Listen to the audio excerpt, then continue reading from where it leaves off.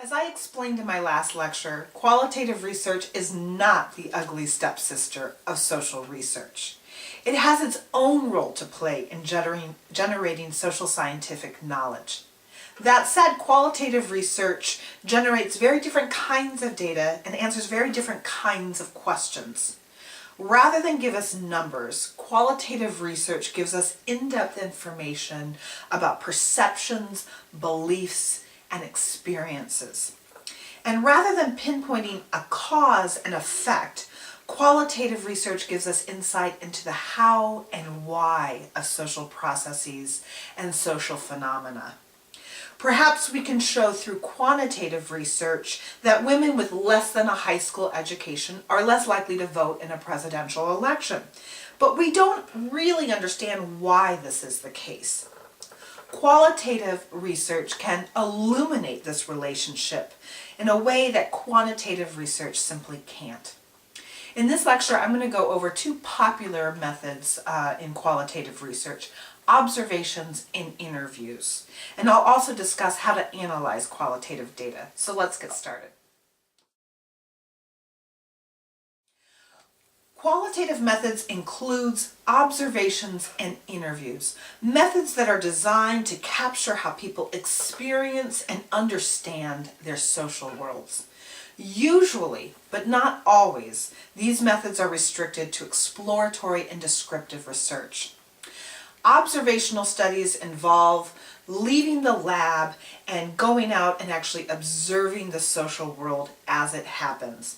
Perhaps you want to analyze parents at a neighborhood park to understand how fathers are excluded from mother-centered cliques. In this case, you'd be conducting unobtrusive observations, meaning that you don't intervene in the social interaction. You just watch from the side.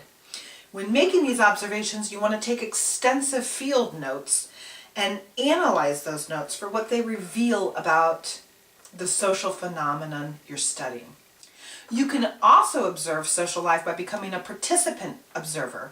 In participant observation, you actually become part of the world, the social world that you're studying. This is also known as field work. Field work may involve living in another culture or social setting for long periods of time, such that you become immersed in that culture.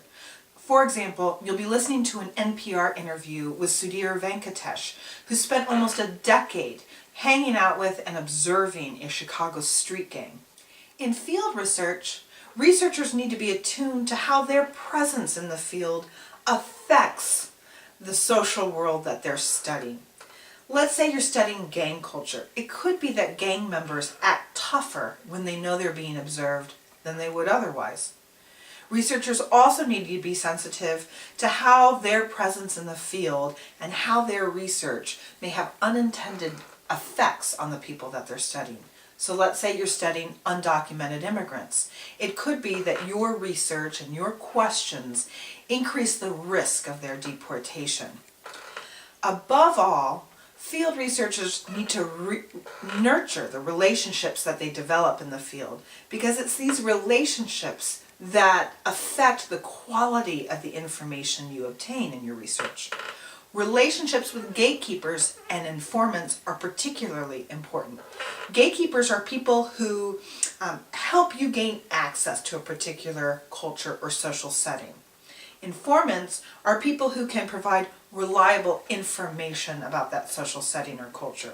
So in his research for Gang Leader for a Day, Venkatesh befriended a Chicago gang leader who provided him protection, access, and information about a street gang in Chicago.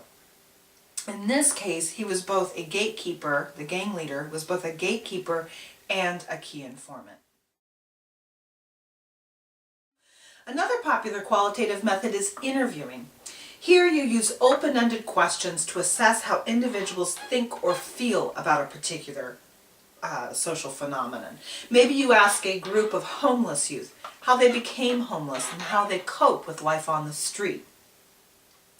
Now, intensive interviews are usually long, and they're often audio taped so that you can produce a written transcript of the interview. In this kind of research, you do not have to randomly select a group of people to interview. You just want to find people who are knowledgeable about a particular issue or social phenomenon, and you want people who are willing to be interviewed. You also want to try to get diverse perspectives. So in our hypothetical study, we might want to interview young men and women who've been homeless. Students always want to know how many people they need to interview in a study like this. The general rule of thumb is that you keep interviewing people until your interviews produce no new information. This is called the saturation point. Once you reach your saturation point, once the interviews stop yielding new information, then you know your research, or your data collection at least, is done. In addition to one-on-one interviews, you can also conduct focus groups, which are basically group interviews. Here, a researcher leads a group discussion around a particular issue or topic. Focus groups are especially popular among market researchers and political consultants who want to explore how a particular group responds to a product or a message. Ideally, focus groups should consist of people who are not related, such that personal relationships don't affect the responses. The size of the group depends, but usually focus groups consist of around 10 people. Again, the participants don't need to be randomly selected. You're just looking for people from a particular target group who are willing to be interviewed. For example, you might want to conduct a focus group of college freshmen at a particular university to explore how they're adapting to their first year of college life. Focus groups usually last 1 to 2 hours, and again, they're often videotaped or audio taped to produce a written transcript of the responses. In qualitative data analysis, you're analyzing words, not numbers. Usually the words are from field notes of observations or written transcripts from interviews. Analysis here is a little more inductive than statistical data analysis. You want to uncover themes that emerge from your observational notes or interview transcripts, rather than statistically test relationships between variables that you've pre-selected. So maybe I go through interview transcripts with young, newly married couples. I find certain themes, like marital conflict, attitudes toward child rearing, relationships with in-laws. This process of discovering themes among the written responses or observational notes is referred to as coding. Coding helps to organize and analyze qualitative findings.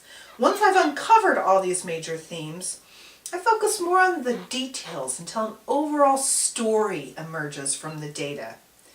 And in our hypothetical case, this would be a story of how newly married couples negotiate their first years of marriage. Your book calls this process of fine-tuning the details until a story emerges as progressive focusing. In the end, in social research, you have a number of data collection methods. Whichever option you pick depends largely on the research question that you ask. If you want to know whether being raised in a single female-headed household leads to lower levels of education, you don't go out and interview people. This isn't going to give you the kind of quantitative data you would need to actually test this relationship through inferential statistics. Likewise, if you want to understand the experience of people who leave religious cults, a simple survey isn't going to do it. You need to go out and conduct in-depth interviews with people who've actually gone through this process.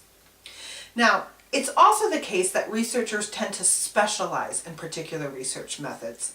And this is because there's a science to each one, and it takes a lot of time to do each one really well. For example, I specialize in field research, but I've also been trained in all types of data collection methods. And the reason why is that different research questions require different research strategies. And I also need to be able to interpret the work of others when I'm reading up on new social research findings. For this unit, you're going to try your hand at actually conducting research, and my hope is that you'll discover some of the promises and pitfalls of various social research methods. Good luck, and thank you.